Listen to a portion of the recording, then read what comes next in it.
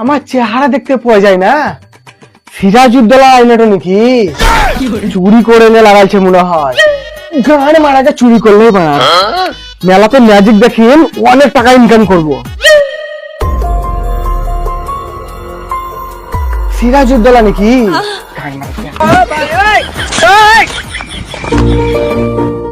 দারুণ মাল হাতে লেগেছে। দেখি তো ছাগলের উপর কাজ করছে নাকি।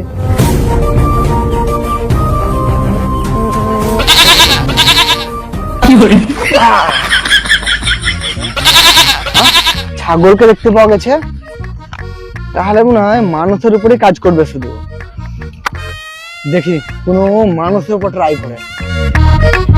দাদা 100 টাকা দাও, একটা ম্যাজিক দেখাবো।